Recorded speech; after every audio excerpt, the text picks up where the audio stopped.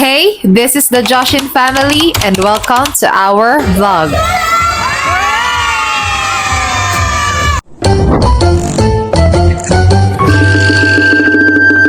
Noong nakaraan, nasa Mall of Asia kami. Ang dami naming nakasalubong na mga batang naka-costume at nagtitrick or treat sa mga bawat store dito. Bandang hapon na kami pumunta at dumiretso na kami sa SM by the Bay Amusement Park. Nakaraan kasi nag-post yung page nila ng Toy-tastic Halloween Toys and Treats No Tricks. Open to the first 100 participants only. Ibig sabihin dyan, first come, first serve. Bale, pagkarating namin, pumila at nagpa-register at nag-antay lang kami. At eto yung mga na-receive nila Zoe at Kuya Zion. Candies, button pin or badge pin, ride certificate at etong cute na dog stuffed toy. Grabe ba Jai, natusta ako dun sa park. Alas 2 ng hapon, nandun na kasi kami. At yun lang talaga sinadya namin dito sa MOA. And for today's video, samahan nyo kaming umattend sa Kidzuna Halloween event. Sumakay kami ng taxi, papunta ulit dito sa Cash and Carry Mall, Makati. Eto lang kasi yung malapit na Kidzuna sa amin. Alas 3 pa naman, magi-start yung party, kako, kain muna kami. Bumili lang ako ng fries sa potato corner at etong lalaki na to bigla-biglang nawawala sa paningin ko. Kinukutuban na naman ako sa kanya, Jai. Kapag ganyan kasi na bigla siyang nawawala, may mga dinadaanan yan siya, Jai. Tulad neto, pagbalik niya, may bit-bit na siyang pagkain. 'Di ba? Biglang mawawala tapos pagbalik may nginunguya na. Akala mo siguro, Jai, nang babae na siya, no? Sus, nako, Jai, malaki takot sa akin yan, Jai. At nabudol ko na naman siya dahil siya pinagbayad ko ng entrance. Binigyan ako ng 2 number at para nga to sa best in costume mamaya. Nagtanggal na kami ng mga shoes at pinagsushoot ko nga yung mga sapatos sa locker namin. Pagpasok nga namin ay Jai, nagkarirahan yung 2 sa slide.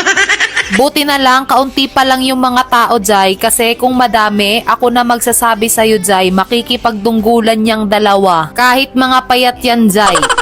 Pag andar pa lang ng oras namin dito, nag-e-enjoy na kagad tong 2 tiyanak na to.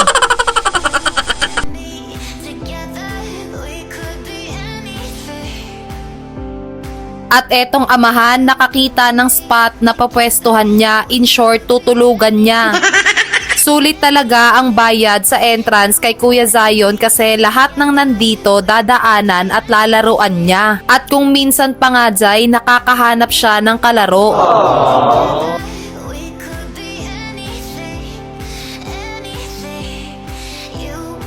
Maya-maya, dumami na yung mga batang naka-costume at ilang minuto na lang magsisimula na ang event. At ayan, lumabas na si Lala Chan para salubungin yung mga bata. Talagang ngayon pa nag-inarte si Kuya Zion.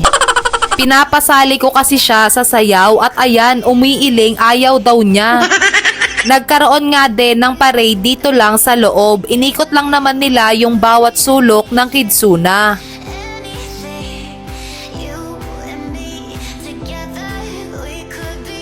Tag-isa nga kami ng bantay ni Daddy. Sa kanya si Zoe, sa akin naman si Kuya Zion. Nagsimula na nga yung event at sabi ko nga kay Kuya Zion, makinig siya ng mabuti. Touch your head, shoulders, arms forward, arms side waist, and down. Very good. Ayun nga yung 2, sinusulyapan ko din kasi minsan hindi magkasundo yan. Ay hindi, madalas palang hindi magkasundo.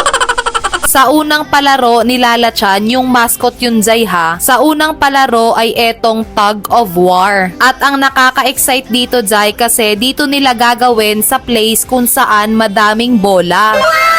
Sa unang round, ang nanalo ay Team A kung saan team nila Kuya Zion. Parang ako tuloy yung na-excite Jai.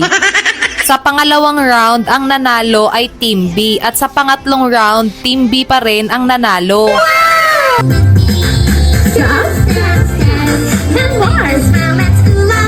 Down and down and bow. Very good. Wave your hand.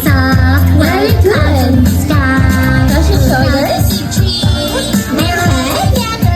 Let's jump. Pagkatapos nilang magsinayaw at magnilundag, pinaupo sila at binigyan sila ni Lala Chan ng surprise. Grabe talaga yung tuwa ng mga batang nandito, Jai. As a mom, napakagandang experience to sa mga anak ko. Kaya Kidzuna, thank you so much for inviting us.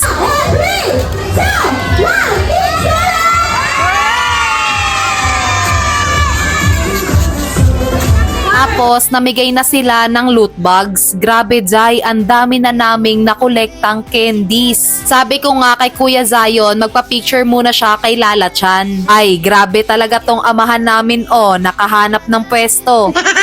May remaining 12 minutes pa kami, kako, sabi ko sa mga kiddos, sulitin na nila. 1.5 hour lang naman yung event at yung inavail nga namin ay 2 hours. At kami naman ni Daddy, nandito lang sa harapan nila, pinapanood silang mag-enjoy. Tawa nga kami ng tawa dyan kasi nag-aagawan yung dalawa sa slide.